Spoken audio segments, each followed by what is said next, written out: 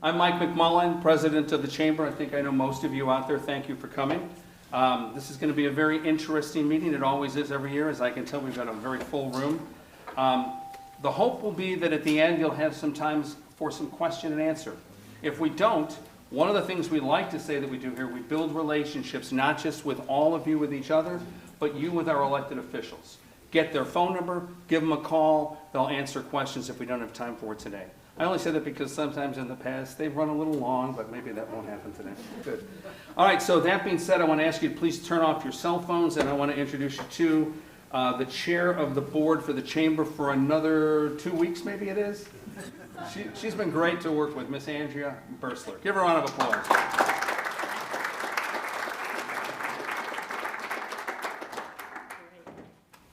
So good afternoon, everyone. Yes, I'm Andrea Bursler. I'm the Executive Director of the Carroll County Public Library and have actually enjoyed the last year serving as chair of the Chamber Board. It's about 3 weeks. We get to the state of the county and I finally get to be a past chair, which I hear is a much easier job. Yeah, at times. At times, yes. So happy 2025. Welcome to our 101st year as a chamber. We are fortunate to have Dana Bloom serve as chair of our legislative committee. She has 25 years experience as an HR professional across a broad range of industries, including engineering, manufacturing, nonprofit, and television.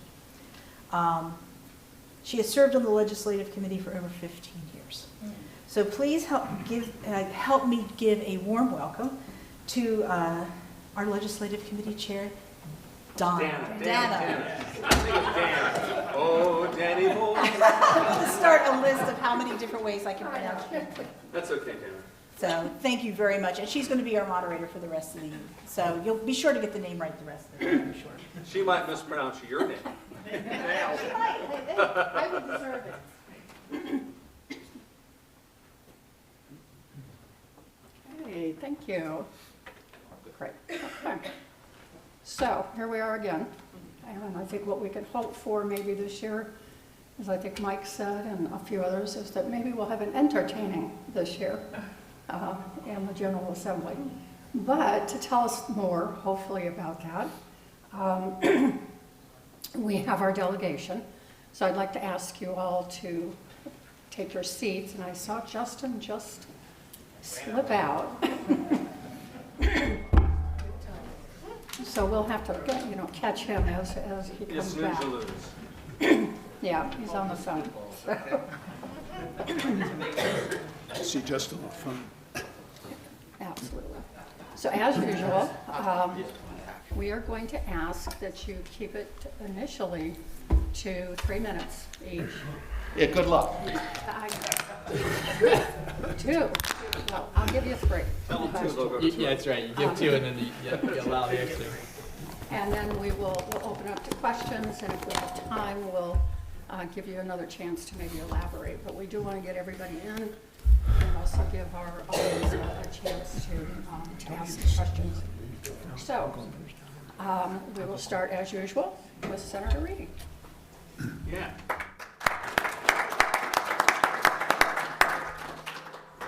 Thank you and good afternoon. It's great to be with you all. As you probably have heard, we're going to be dealing with some really severe challenges in Maryland state government this year. And I think we'll elaborate them perhaps more on them in the question and answer period. I came into this year, like a lot of us, I think we all approach the new year when we come out with some resolutions that we want to implement in our lives, things we'd like to maybe do better, maybe, if we're being honest, maybe some bad habits we need to curb or change. And I think Maryland state government, unfortunately, is admired in some very bad habits. And so I actually put out yesterday a little graphic, and I'm just going to say it briefly.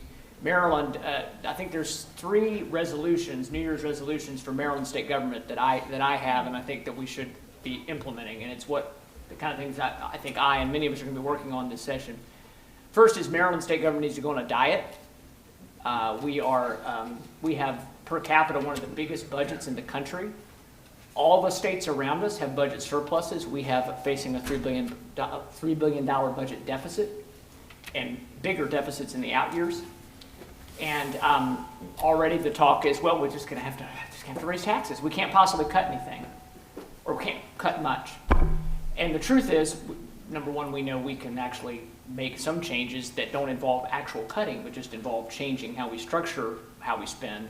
But there are going to need to be some real tough decisions made, and I believe Maryland state government needs to go on a diet and lose some weight. So that's the first one. The second one is, like a lot of us, we want to maybe get in better shape and gain more energy. And the state of Maryland definitely needs to gain more energy. We have this huge existential threat to our way of life in Carroll County with the MPRP project that we are all fighting and opposing. But the culprit for that largely is the fact that Maryland imports 40% of our energy production, which is not sustainable. And there's many different reasons why we've ended up in this mess. We were always a bit of a net importer historically, but it's gotten way worse for a lot of reasons. Some of it is dealing with Maryland trying to do kind of our own Green New Deal, or Green Raw Deal, I like to call it.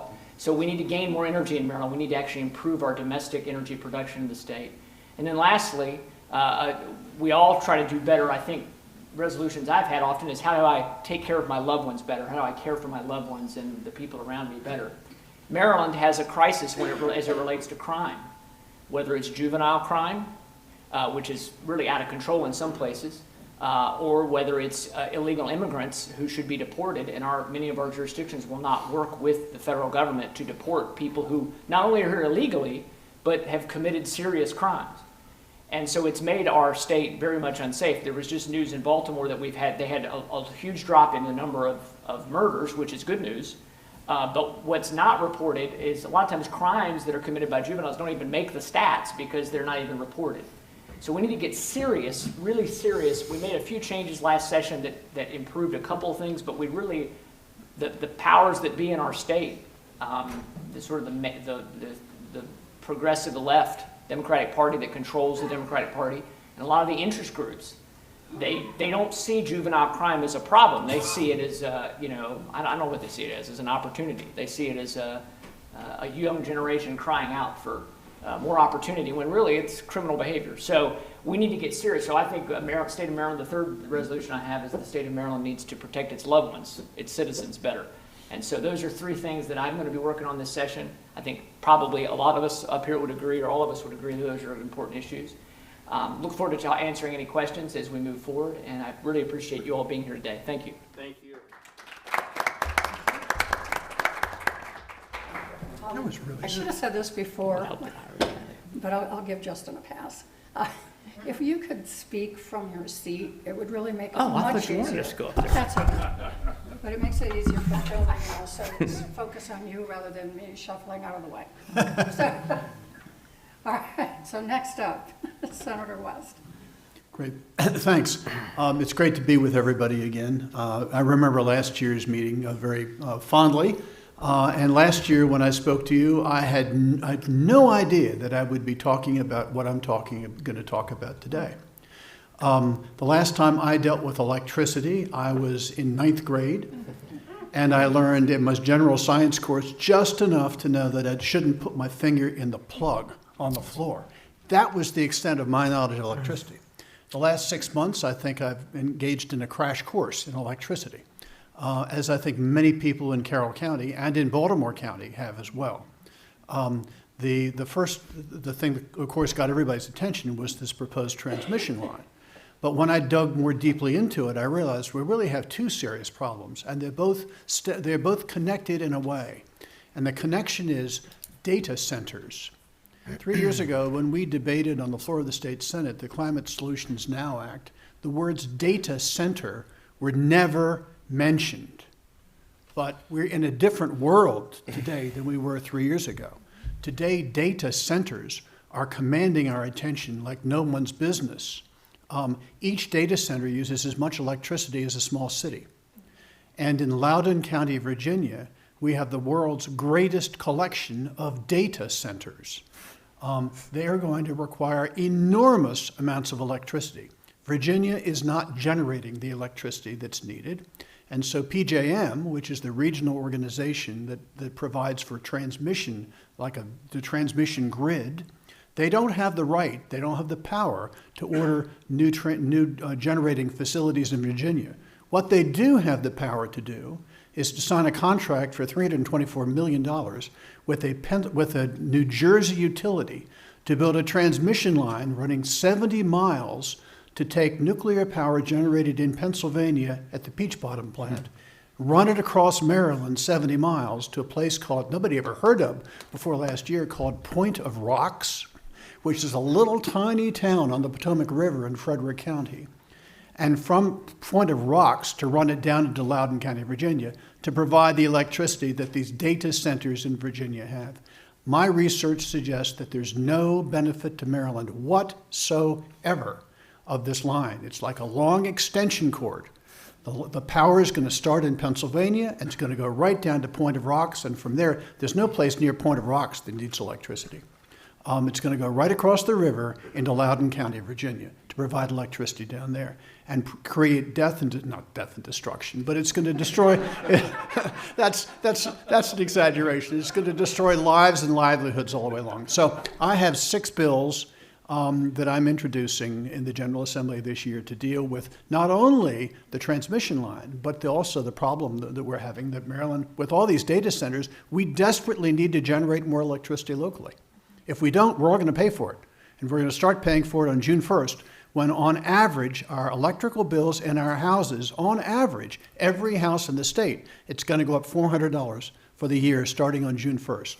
That's baked into the system. We can't stop that. Nobody's seen the bills yet, but you're going to start to see them when you get your June electric bill. It's only going to get worse down the road if we do nothing about the electricity. I think I've outrun my 2 minutes. Please ask questions. Oh, final thing.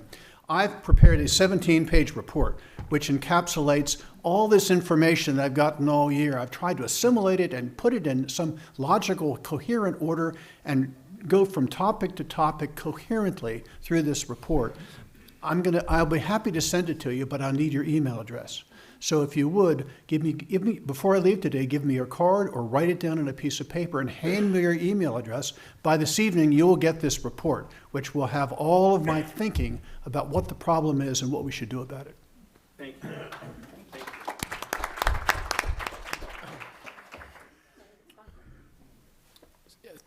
First off, thanks everyone for being here today.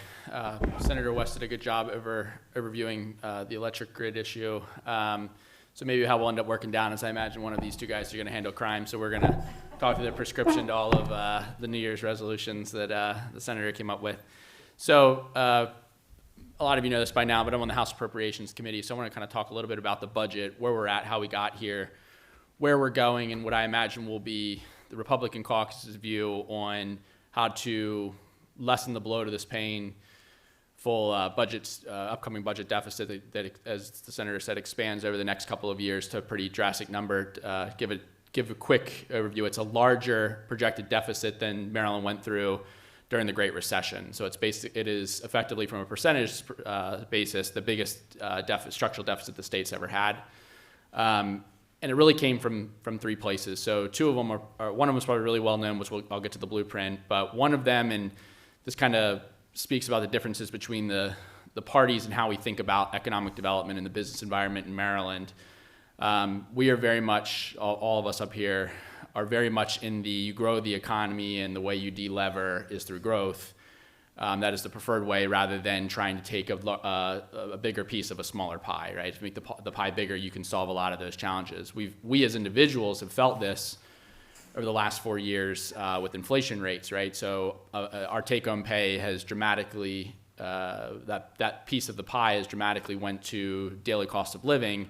The state of Maryland's growth has been painfully small and far below projections. So when we didn't grow at the speed that we thought we would, and then our expenses effectively doubled from some of those kind of fixed costs that we didn't have control over, we ended up in the structural framework that we're in today, and then layering on this expansive spending on Blueprint, and then I'll step back to that, but also our healthcare costs, right? So on the inflation side, where that is mostly felt is on the state's exposure to the healthcare to healthcare costs and Medicaid and all the different things that we fund that's either funded or unfunded from the federal government in partnership. So the Blueprint, I think where we stick and sit with this is obviously Senator Reedy talked about broad-based cuts, kind of starting with, okay, well, can every kind of throwing a number out to start, but can every agency in the state of Maryland take a 5% cut, right? Just kind of thinking about it in that way.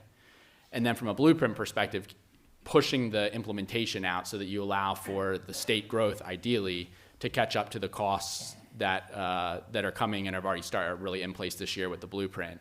If we delay this, over the course of several years and push out the speed of the implementation, you effectively can kind of curb or play that catch up and eliminate a large part of the deficit, probably not all of it, but a large part of it, and do it without it being out of the pocketbooks of everyday Marylanders.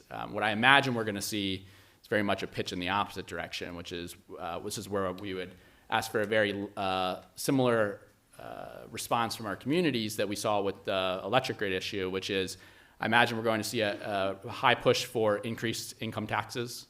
We're going to see, and what I think is like things that impact you all every day. We'll see some other things like combined reporting, but I've already been told probably looking at increase in income taxes. A state services tax is very good chance that is going to be pushed with some level of passing, which would be like, imagine you're paying for your accounting services. You have a sales tax, take that sales tax and apply it to the services you pay for. This was pushed last year, and it raises revenue fast. I also think they're probably likely to push for an extra penny on the state sales tax because it's a quick implementation. So you can basically flip a switch and automatically everywhere can start contributing, and it adds about $900 million a year in revenue per penny. So you knock out 1/6 of the forecasted deficit just on that, and then they'll pitch it as Virginia has a 7% sales tax for state and local. So they'll pitch it as a comp to Virginia. And so you're going to see a lot of these like spread the pain everywhere, a little bit of everything. And if a little bit of everything maybe gets you one place, someone else somewhere else. But all in all, it ends up being a massive comprehensive tax package that comes through. And so we're all going to fight loudly, but we need not just you connecting with us, but connecting others on making with the committee chairman, with everywhere you can be in the same way you were with PSEG. In your fight against the taxes. And what we'll be reminding everybody is, if you remember the rain tax that led to a Governor Hogan, these kind of tax increases, and I'll continue to push this on Governor Moore, lead to not a President Moore. So, again, that's kind of what we see coming up. And, again, appreciate y'all having us here today, and happy to answer questions at the end. Thank you.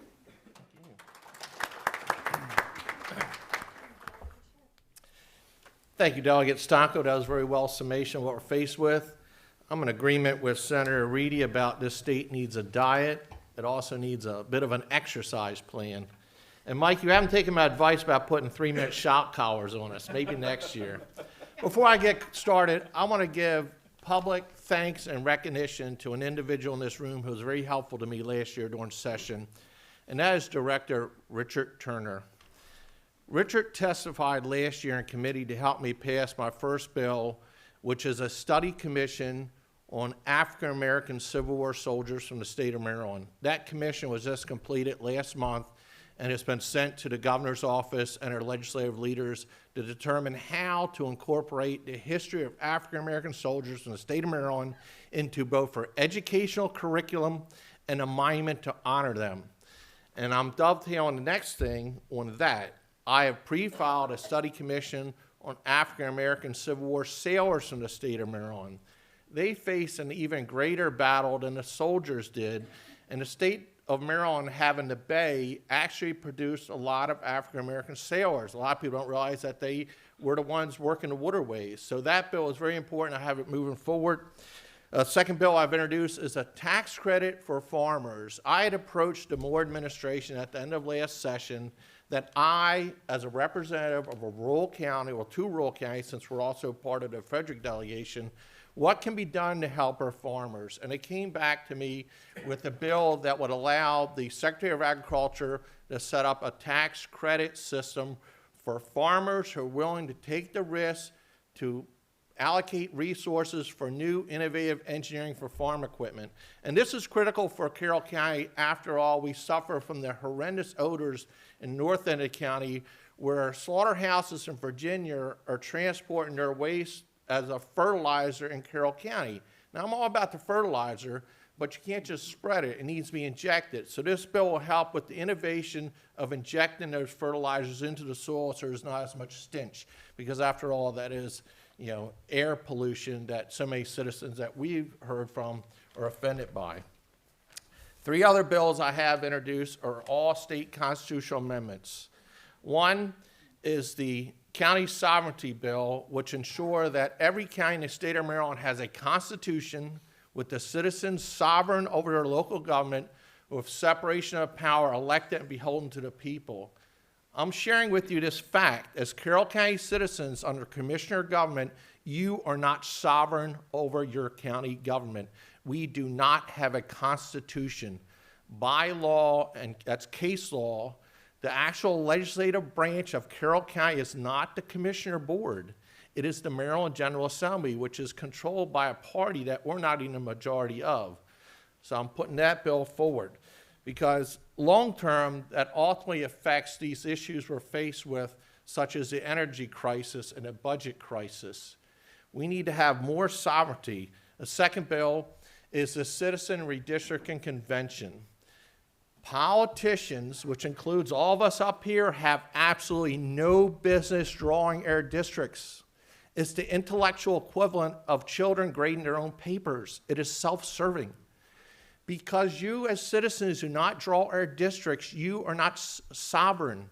The districts in the state of Maryland are drawn by the legislative leaders of the majority party, and it's self-fulfilling and self-perpetuating to rig the election districts.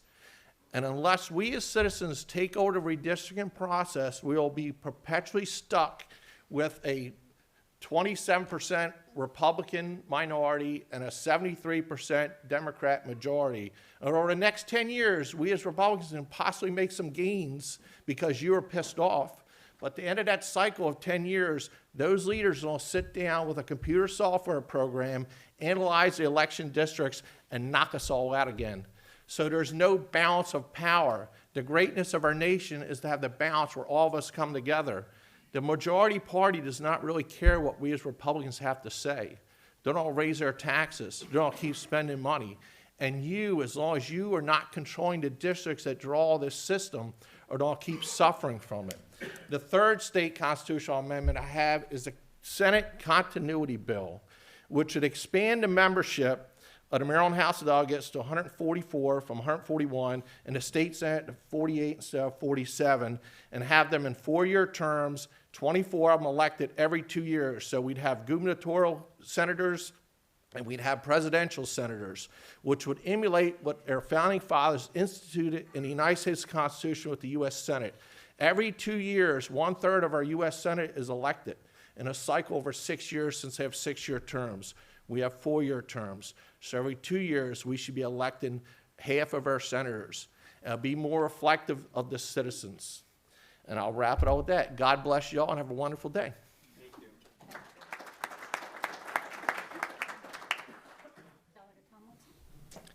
Thank you. So most of the top issues have kind of already been covered, so I'll just kind of, I guess, brush over them. I know that we didn't talk too much about crime.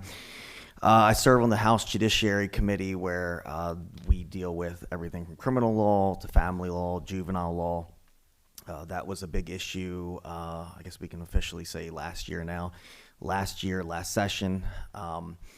That was I think that was the number one issue really going into the 2024 session for the entire General Assembly, not just my committee.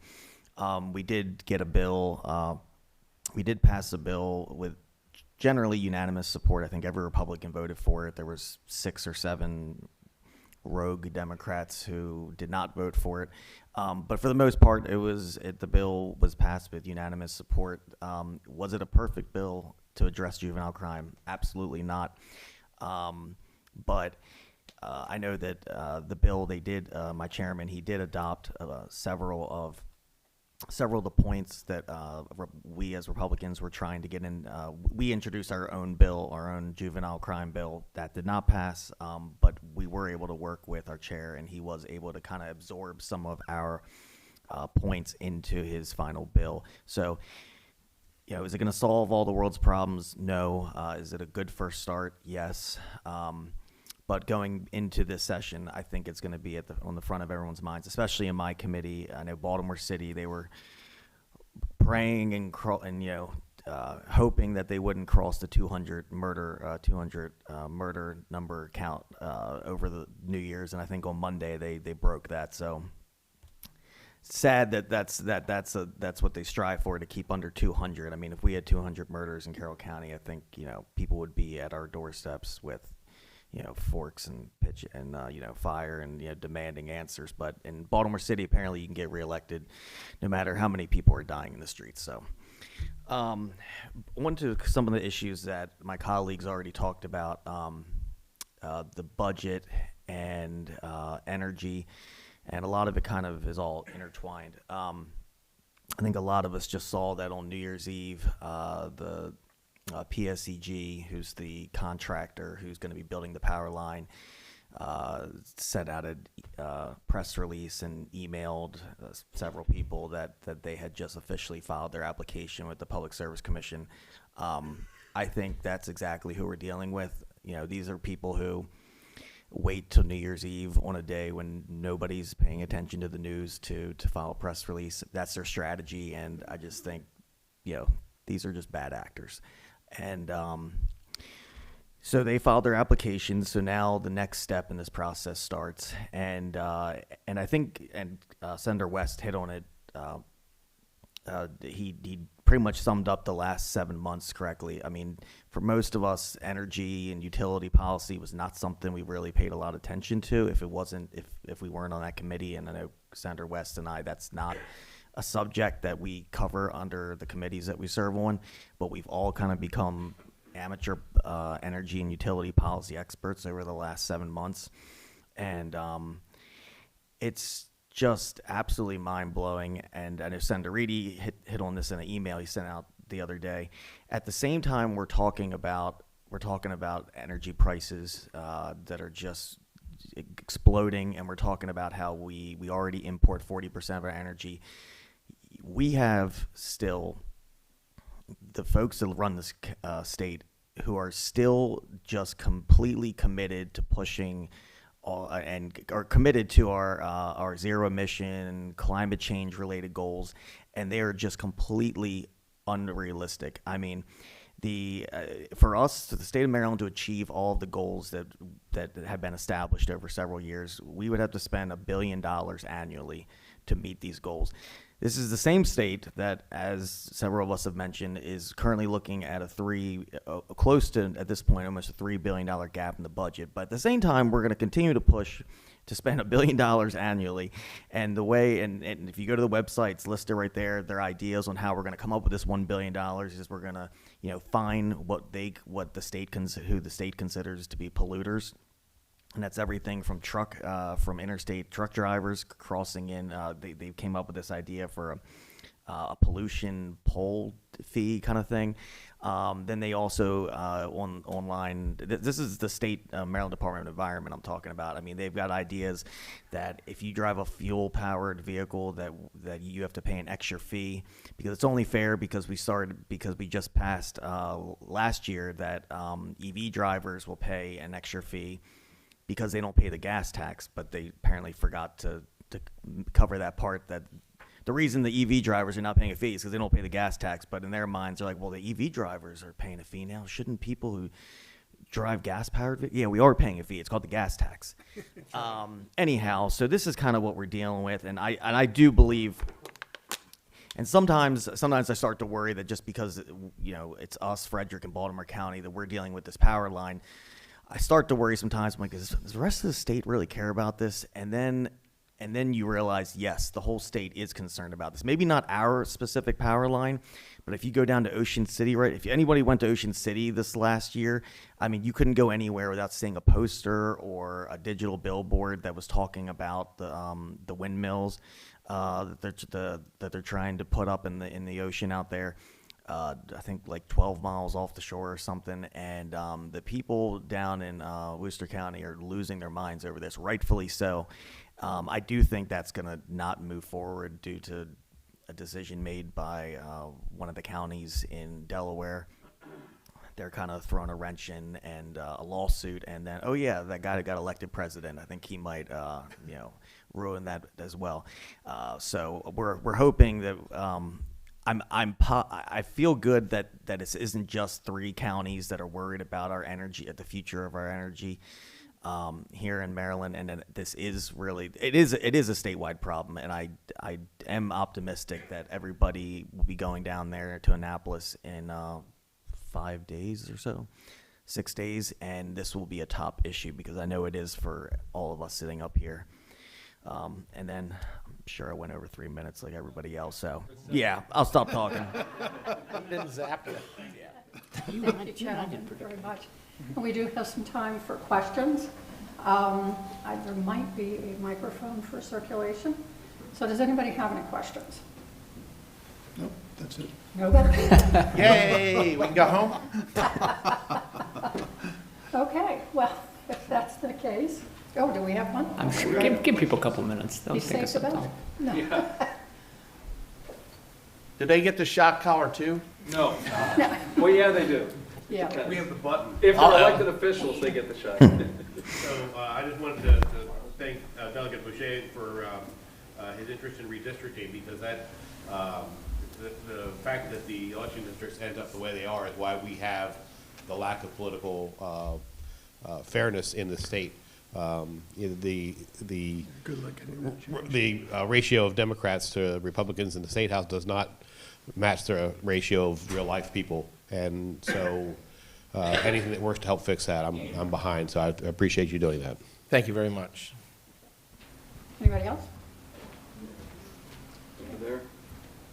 I can't pass up. I don't know if I need the microphone, but I can't. Yeah, you do. I do. I thought he was restricted from having the mic. Yeah, you probably should be. I see several members of judiciary and judicial proceedings up there, and I know this is a Chamber of Commerce event, but from the state's attorney's office, I have my Christmas wish list. So I'm not going to sit on your lap, I'll tell you it is. But a couple Did of we things. just tell you they're all granted? Well, Senator, one of the couple of things. Number one, Delegate Tomlinson's fentanyl bill is coming back, which would create an increased penalty for people that deal drugs, fentanyl especially, and directly result in death. And I can't see anybody against that. And I'd like to, it's very important that we have, that when he makes a call for people to go down in Annapolis to support that we're there for him.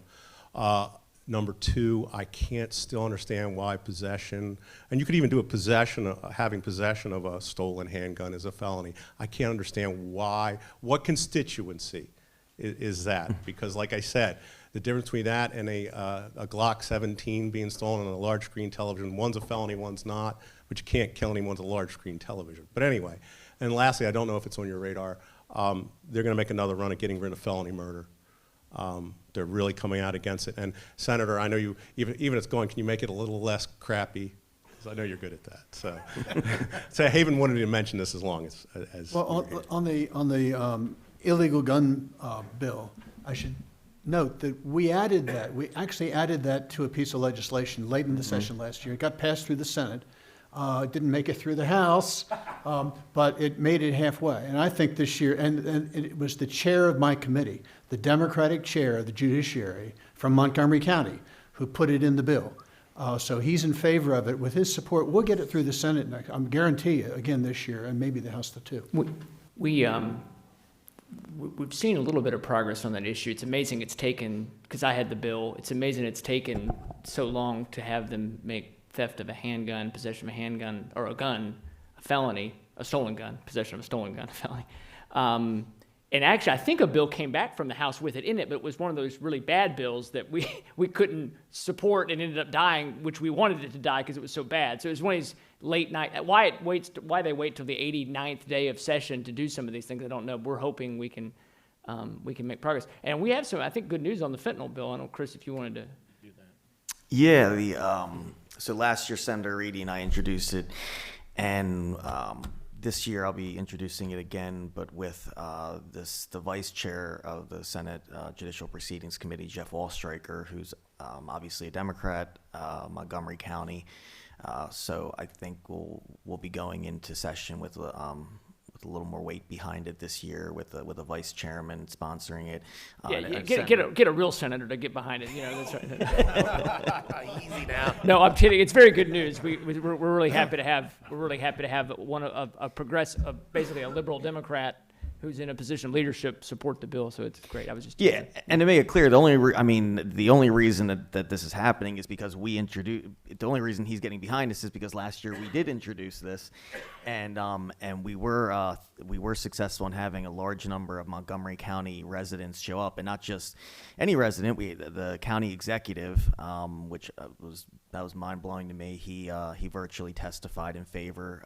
2 council members voted in favor. One who had to translate for a couple Hispanic constituents, and I think so we did not the bill did not pass, but thankfully there was enough people from Montgomery County who were not happy that it didn't pass and that there was no vote, and I think they might have given him an earful when he was inspired and motivated this year to join forces. So it was not a waste last year introducing this. It's I mean, and Senator Reedy knows this better than anybody. Sometimes certain bills, and especially bills like these where you're introducing a new felony, can take many years to get through.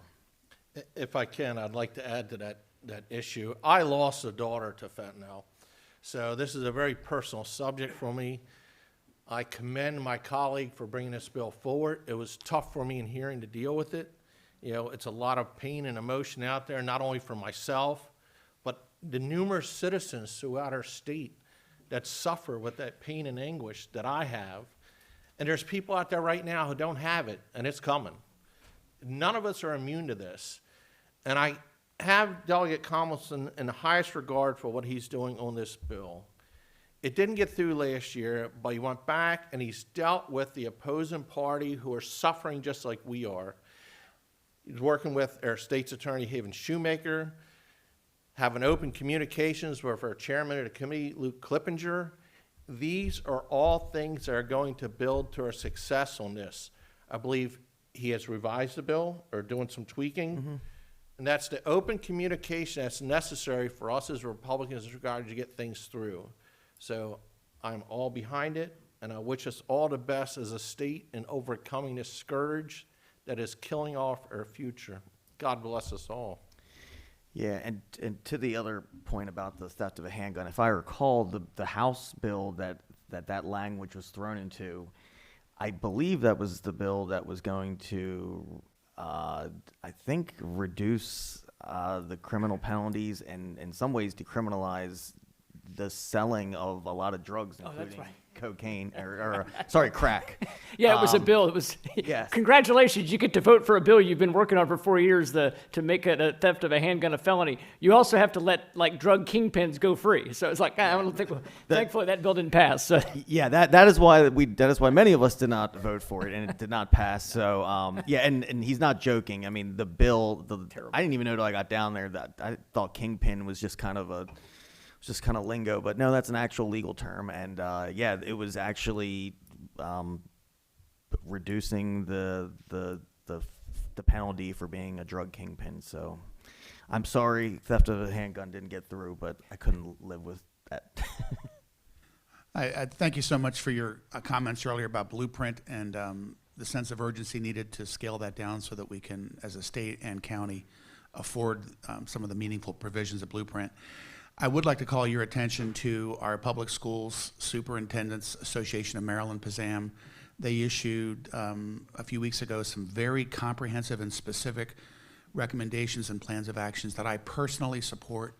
But those might be some good things to look at because those are superintendents in every county, blue, red, purple. I think you get a lot of good comments and the ability to reach across the aisle to make some meaningful things happen this year. But thanks for your efforts.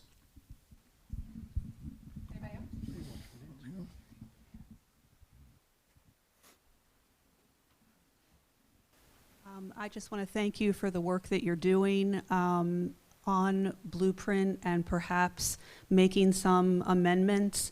One thing that I just want to draw your attention to is that for next school year, All of the districts in Maryland need to be within 50% of fiscal compliance of the blueprint, and the blueprint is a complex bill with many, many parts. And so I think when some people hear that we may get a reprieve because it may be, we may not have to implement all of it right away, that's good news, but that may be, 1/12 of what we're worried about. So I guess I want to put everyone on notice that starting now, we are going to be communicating with our stakeholders about what our schools will look like next school year in order for us to meet the 50% fiscal compliance that we must meet, and that the Maryland State Department of Education and the Accountability and Implementation Board are insisting that we meet. So that's going to require us to move resources around in the county. And I just want to prepare everyone for that, because it's going to create some great situations in some places and maybe so not great situations in some other places. So if you hear people saying, well, I thought that we were going to have more time and we would be able to figure this out. Yeah, we may be able to on some things, but not all things. And so this is happening, and it's happening now. And so just for our delegation to be aware of that, and that if anything substantial is changed, that it be changed quickly and not at the end of the session, because by the end of the session, things are going to be done for next school year for Carroll County Public Schools. Appreciate all of your, both of you, the context there, and I think we are all on the same page. All of us are. I heard a name Ross earlier, so I know the senators are working aggressively on their side, and we are as well in the House. One of my concerns I have, and I'm trying to be thoughtful with how I work through this with, or provide recommendations to, those that are really driving this legislation, is I really don't want to see additional unfunded mandates just pushed down to the counties, because this is really my fear is that the way they solve the state budget problem is they make it the county commissioner's problem. And it's a bill I'm going to put forward this year. I was stunned by the Supreme Court of Maryland's vote on Renew Baltimore. So state law, you can't take to referendum, have never been able to take to referendum your property taxes. The state law makes it so that you can't vote on that. It's not something you can vote on. Renew Baltimore effectively tried to do something that I thought was standard practice in every charter in the state, which was you could put a tax cap on your tax rate. And I've always even said that if I supported a charter at any point, it would have to have a tax cap in it. And the Supreme Court of Maryland this year said the tax cap is effectively, in a 4-3 split decision, the tax cap is effectively capping the rate, therefore it's unconstitutional. So I just kind of sit back to is like, well, there's one problem solved for the state of Maryland to push through, and it's forget Carroll County. Kent County they're at all of they're at their caps today. They can't tax anymore. And so I think they're a good example of like, not really, not anymore. So I just, that's what I'm trying to make sure that, like, as I'm going through, it's like there's the cost initiative, the policy, the local framework, the class size framework, and then the implementation speed. And I think we're all trying to work together to figure out the best way to do this where it doesn't just pass the buck to all of us in a different way. I think Delegate Stonko, he's really been lead for us, especially in the House, for our delegation on this. Senator West and I have worked extensively. A lot of times it's behind the scenes, because if we can get some flexibility from the AIB board, that it's interesting. It's the accountability board. It's not accountability for whether we're getting good results. It's only accountability for, are you spending the money where we say you should spend it. That's another issue for another time. But we've been able to get a little flexibility at times, but we're hoping, and I had a conversation. I didn't even get a chance to share it with Senator West, but we're hoping there's going to be some help on that 60-40 issue, at least for a while, and maybe a couple of other things that could be helpful financially. There's going to be something about pre-K, because the pre-K implementation has been a total failure because the state, it was very foolish how they set it up, not to get in the weeds. But the pre-K thing isn't really going to help Carroll County that much. It's good policy to change that, but it's not really, to your point, going to necessarily help us with our bottom line right now. And you can't turn the school system around. It's a large organization. You can't all of a sudden pivot in a month or two and say, oh, great, we got a reprieve. Now we can totally, you have to keep moving forward on some things. So we certainly take that under advisement. And what Steve Whistler was just saying about the PZAM recommendations, great acronym, the best acronym in state government is PZAM. That's a fantastic acronym. But they actually had some really good recommendations, and it was a very sort of bipartisan, nonpartisan approach to it. So hopefully that, we're hearing good things that some of those things are going to be looked at and adopted. Again, though, the points you made and Josh made are right. We don't want to just have it be, okay, great, now your county can pay for it, because it's too much, and there's no evidence that spending more and more money exponentially is going to lead to greater outcomes. So that's the other issue, and that's an argument we have all the time in Annapolis. But anyway, thank you for the comments. I think we can sneak in one last question. Hi, yeah, my name is Robert Slade. I'm a veterinarian from Hampstead, and I know you talked about the expansions of the services tax, and I in general have concerns about that. But as a veterinarian, I know they talked about expanding it to veterinary services. Concerns I have with that, we're already seeing economic euthanasia. Folks can't afford to treat diabetic cats, so they get put to sleep. Euthanasias would be taxed. Rabies vaccines, which is a public health situation, would be taxed. So I have a general concern about that. Plus, would that apply to farmers and agricultural veterinary services? So I have concerns in general about the services tax expansion, particularly to veterinary medicine. That's kind of my niche. But it's going to have real world impacts, and animals will die because of it. I appreciate you laying that out in its transparency, and encourage you to, like we're all here listening today, encourage you to, everyone here, as you hear these kind of different things that impact you, to echo that also, not just through the legislative group, but directly to the committee chairman when we pushed out these bills, when they come up. I think that's a great example of the pain and lack of thoughtfulness around this tax policy. I think another example is we're talking about growing the economy. The governor talks about it all the time.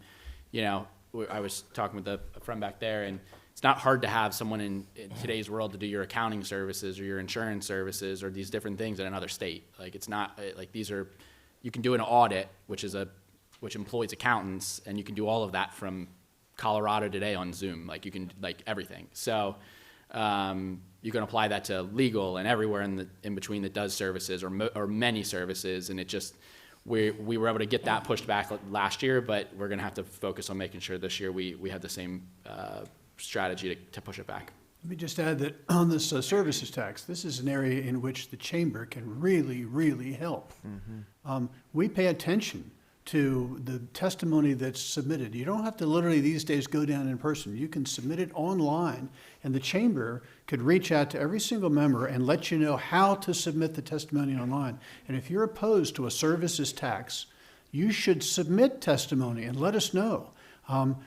Before each bill, I get on my desk a pile of the testimony. And if the pile is 1/4 of an inch thick, that says something. If the pile is 7 inches tall, that really says something. If all the chambers in the state were to get together and oppose the services tax, I'll guarantee you those messages would be heard, not individually, but collectively. And that's where your chamber can really help you out. Okay, I just want to say thank you again to our delegation.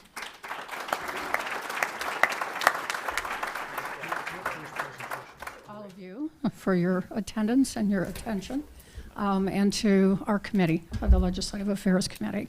Thank you. And I will now turn it back to Mike.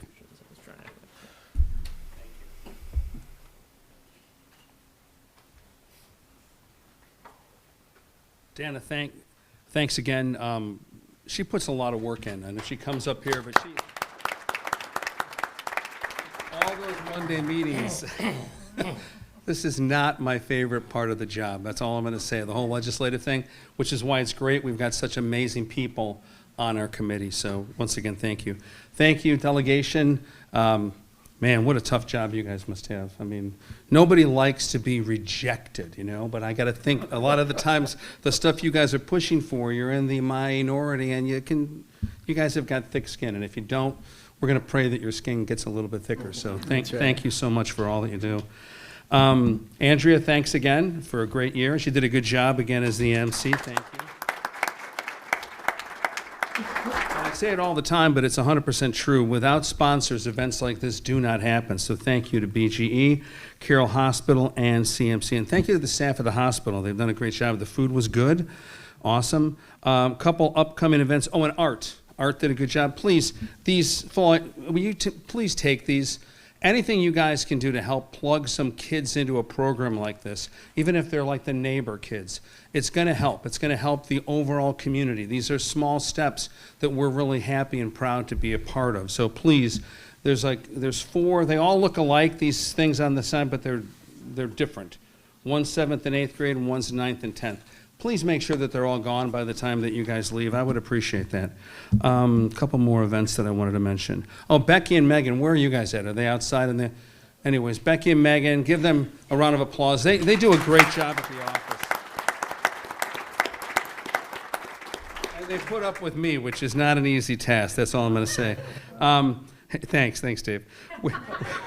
We have a lot of great events that we've got coming up. We're accepting applications right now for the Leadership Carroll class of 2026, which starts in September. We've already got like 15 folks signed up, so if you've never been through Leadership Carroll, or if you'd like to, don't wait till the last minute. It will fill up. It's a great program. It's a great program, yes, thanks. Also keep an eye out for the Carroll Biz Challenge. We're starting that out again for this year. This is going to be year number 14. And, it's funny, we just went through the... we just had New Year's and we just had Christmas, and it makes you kind of like reminisce about the old days. And I was thinking to myself how this is how it was every year at my house. After Christmas, my mom would go out shopping and start buying presents for the next year, and she'd hide them away. Sometimes I'd find them, but she would hide them away. So it's never too early to start planning for Christmas, which leads me to the trip. It was nice and smooth. This leads me to the trip that we're doing in December of this year. We are going to Innsbruck, Austria, and we're going to be 7 nights there, and then we've got another 2-day extension, and we're going to see all the Christmas markets in Innsbruck, Salzburg, Munich, Italy. This is going to be a great trip. We've already got like 30 folks signed up for it. We have plenty of room more. We'd love to have you on the trip. We've got a webinar coming up on that. It's on our calendar events. I think it's January 16th, but don't wait till then. That's it. I want to thank everybody again. Did I miss any announcements? Anything important? Was it? Oh, yeah, that's our next event coming up.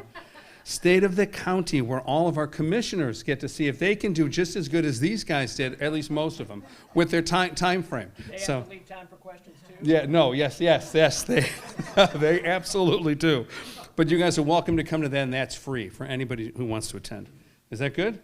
Thank you so much, everybody, and the meeting's adjourned.